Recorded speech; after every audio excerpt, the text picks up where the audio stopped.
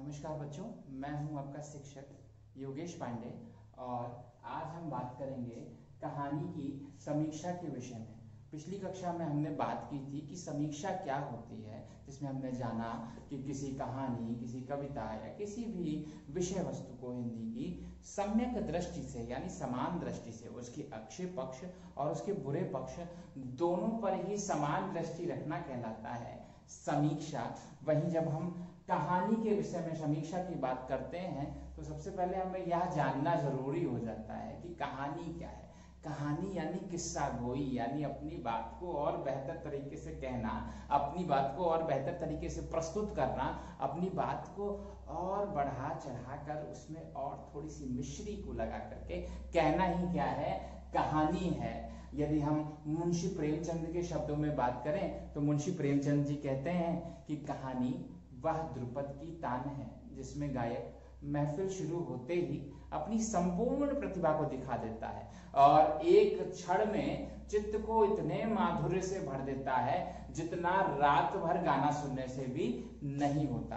कहने का तात्पर्य यह है कि वह रस, वह माधुर्य कहानी के भीतर होता है जो कहीं ना कहीं हमें एक जीवन से दूसरे जीवन को जीने के लिए मजबूर कर देता है। यदि कथाकार श्रेष्ठ हो, यदि कथाकार द्वारा लिखी गई कहानी श्रेष्ठ हो तो हम उसके चरित्रों को जीने लगते हैं, उसके पात्रों को जीने लगते हैं। और यकीन मानिए कि जब हम पात्रों को जीना शुरू कर दें तो समझ लेना कि कहानी का लिखा जाना सार्थक हो गया है।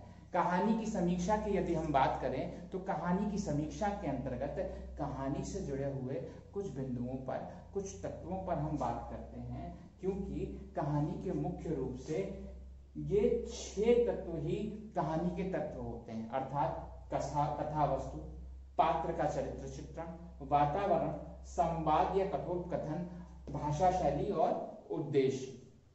कथा वस्तु के अंतर्गत हम सबसे पहले बात करेंगे कि जो कहानी लिखी गई है उस कहानी में कंटेंट क्या है, उस कहानी में हो क्या रहा है। सपोज एक ऐसी कहानी है जिसमें कि एक खरगोश है और एक तुम्हारा खरगोश के साथ कछुआ है और वो लोग आपस में रेस लगा रहे हैं, जिसमें बीच में कछुआ सो जाता है, जिसमें बीच में खरगोश सो जाता है और कछुआ फिर भी अपनी धीमी धीमी चाल से आगे बढ़ता रहता है। तो और फिर अंत में क्या होगा, कछुआ इस रेस को जीत जाता है। तो इस हम पूरी स्टोरी को जब हम बात करते हैं, इस पूरी कहानी को जब हम लिखते हैं तो उसे कहा जाता है कथा वस्तु। अर्थात पूरी जो हमारे सामने कहानी है उसका मुख्य कंटेंट क्या है, मुख्य विषय वस्तु क्या है, जब हम उसकी बात करते हैं तो हम कथा वस्तु के अंतर्गत बात करते हैं। और उन्हीं उस कथा वस्तु के अंतर्गत कौन कौन से लोग आए, जब उन लोगों की हम बात करेंगे तो उसे हम कहते हैं पात्र। जैसे कि अभी जो हमने खरगोश और खरगोश के साथ साथ कछुए की कहानी सुनी ना, तो इस कहानी के पात्र हो गए तुम्हारे खरगोश और कछुए। जब इनके चरित्र का हम वर्णन करें कि खरगोश को अपने भागने पर बहुत घमंड था, वहीं जो कछुआ था वो कहीं ना कहीं शांत संतोषी स्वभाव का होते हुए भी अपने संकल्पों के प्रति दृढ़ था।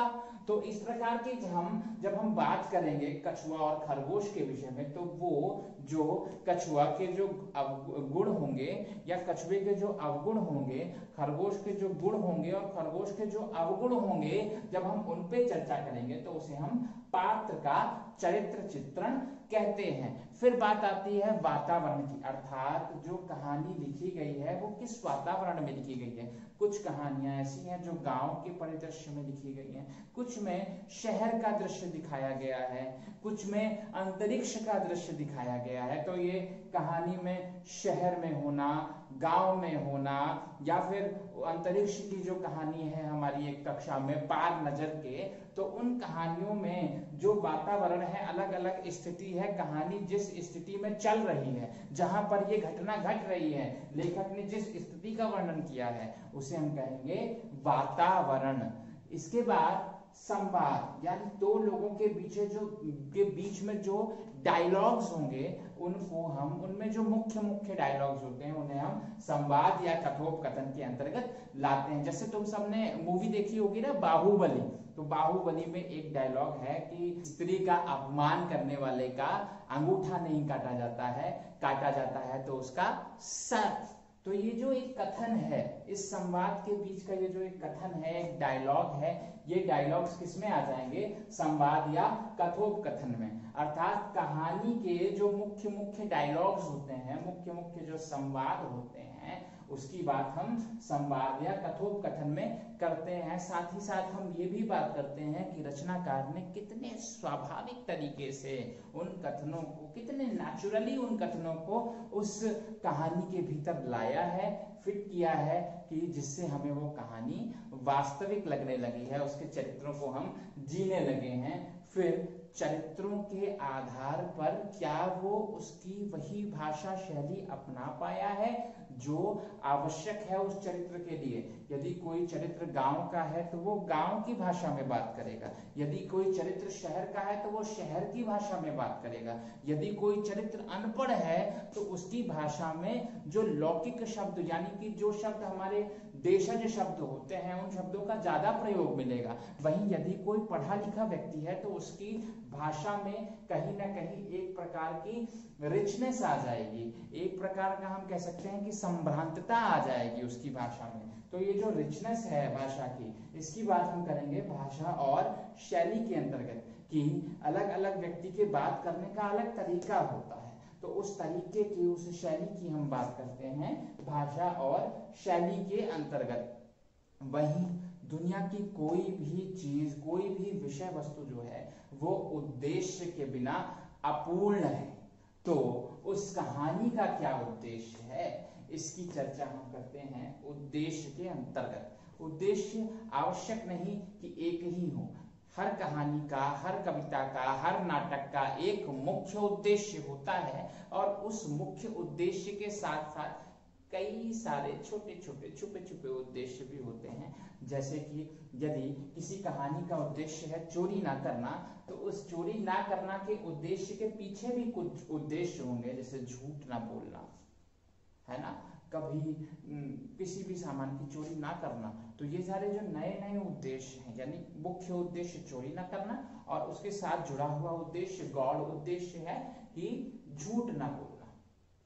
तो इस प्रकार की बात हम करते हैं उद्देश्य के अंतर्गत। इस प्रकार बच्चों हमने कहानी की समीक्षा के अंतर्गत कौन कौन से बिंदुओं पर हमें चर्चा करनी है इसके विषय में समझा और जाना कि कथा वस्तु पूरी कहानी का कंटेंट है, पात्र का चरित्र चित्रण, उस कहानी में उपस्थित जो भी कैरेक्टर्स हैं उनका कैसा कैरेक्टर है ना, उनकी बात हमने की पात्र का चरित्र चित्रण में। फिर वो कहानी कहाँ लिखी गई है इसका चित्रण हमने किया वातावरण में, संवाद और कथोपकथन, यानी हमने उसकी डायलॉग्स की बात की। कुछ मुख्य डायलॉग्स तो कोट भी किया जा सकता है।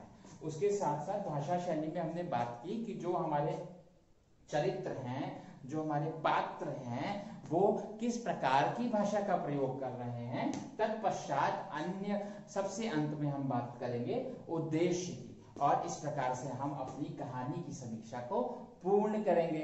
बच्चों यदि इस कहानी के मूल तत्वों को कभी आप समझ पाए हो यदि अभी, तो कोशिश ये भी कीजिएगा कि एक कहानी, दो कहानी अपने मन से निकालिए। अपने मन में तुम्हारे जो मन में कहानी आ रही है उन कहानियों को बोलो, उन कहानियों को कहो। और वैसे भी कहानियां बनाने में तो तुम सब माहिर हो, तो मैं आशा करता हूं कि आप स्वयं से भी कुछ कहानियां लिखेंगे और मुझे प्रेषित करेंगे।